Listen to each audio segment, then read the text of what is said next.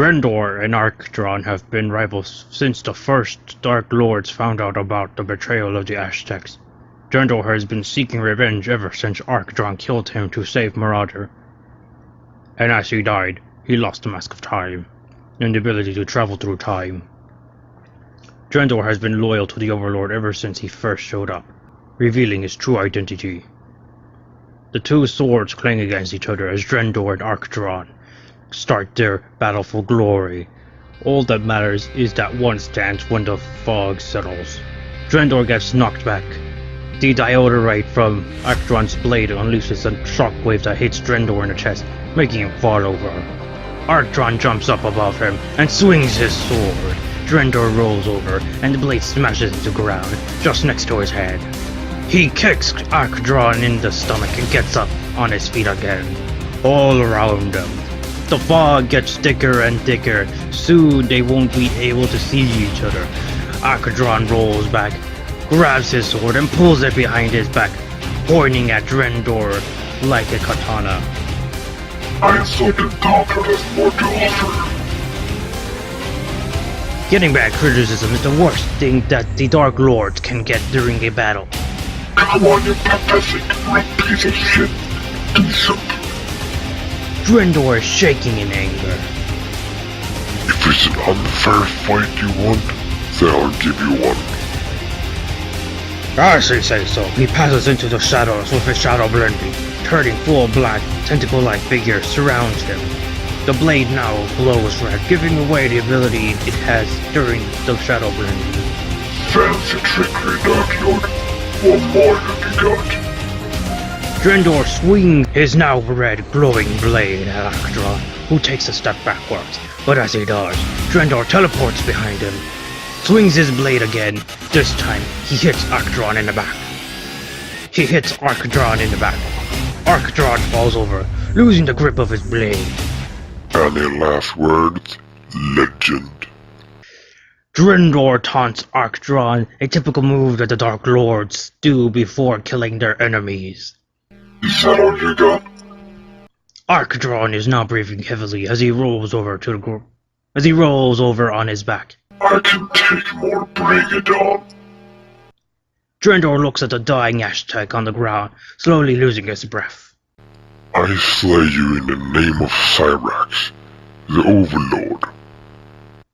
But as he says so, an arrow strikes him in the chest, making him tumble down. Archdron looks at the injured Dark Lord like if he is seeing a ghost. The fog is too thick to even see what's going on just 10 meters in front of them. The arrow could have come from anywhere, and whoever shot it may be as close as 10 meters, and they won't be able to be seen. Drendor looks up. Drendor gets up on his feet. So does Archdron. Who shot that? Drendor looks furiously around the shooter. He grabs the arrow and throws it on the ground. Two of the strongest entities shall not fight each other, but rather with each other. Archdron snaps into action as Drendor comes flying with his blade above his head. Archdron blocks it, grabs the blade, and slits it out of Drendor's hand. Didn't you hear? We are the strongest, and even more evil entity than your Overlord is on his way. Drendor is much too into the fight to stop. Archdron puts both of the blades on his back and smashes Drendor in the face with his fist, knocking him out. He turns around looking for the voice. Who are you? His voice echoes in the fog. A blue and black figure steps out of the fog. On his back, spine-looking objects are poking out, with twin blades as well.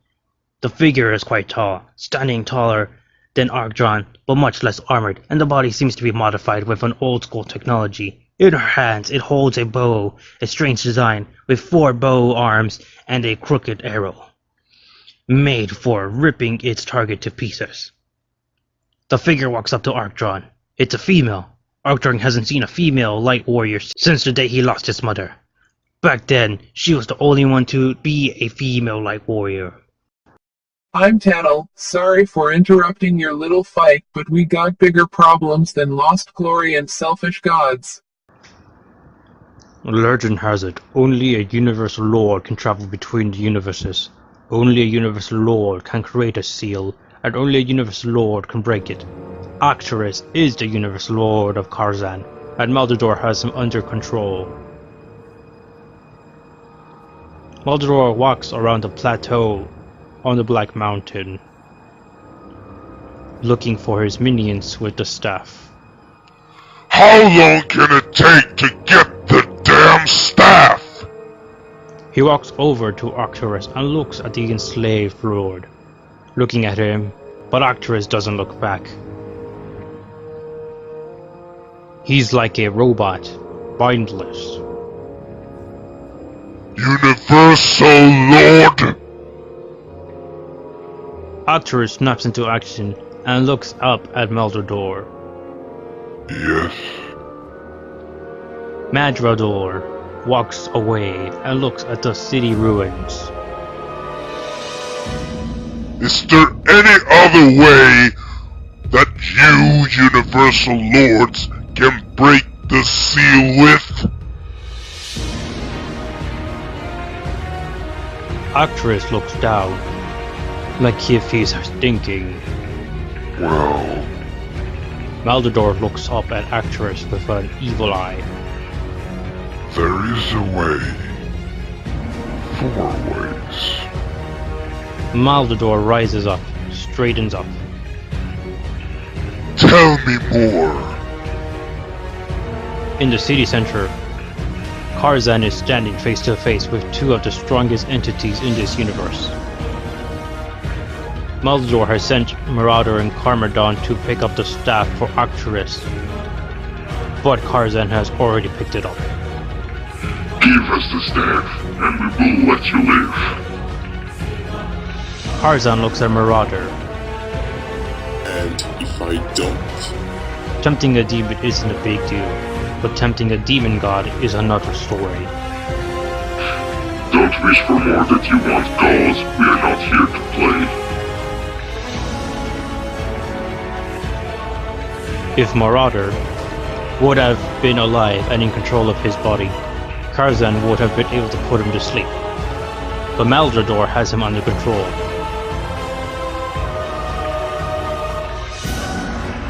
Instead of negotiating with the demons, Karzan is trying something else.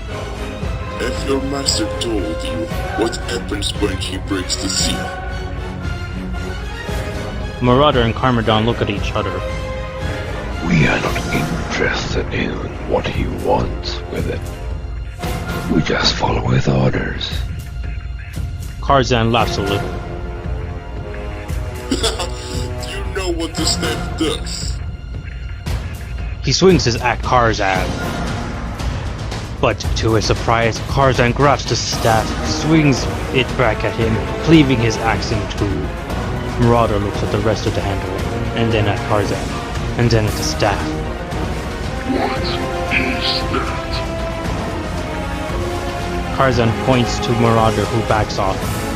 Now Carmadon gives it a shot. He swings his axe at Karzan. Now Carmadon gives it a shot. He swings his axe at Karzan. Karzan evades with a fancy spin, grabs the axe and rips it out of Carmadon's hands. He throws it away to the side. Both of the demon gods have been unarmed by Karzan. Grab it. Karzan is tempting the demon gods, testing their obedience to their master.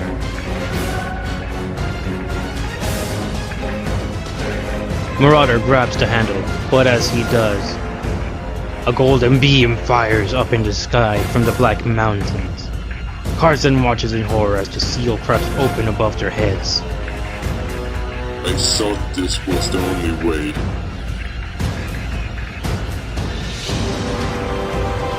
Marauder and Carmadon are just as lost as Karzan is, who's looking up in the sky. In Necrozine, Starax realizes the middle beam switches from blue to gold.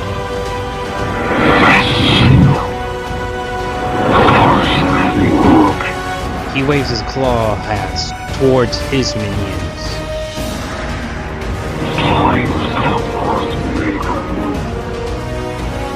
The whole Shadow Army is running on his side into the portal, roaring their battle cry as they do. Starax turns to the portal.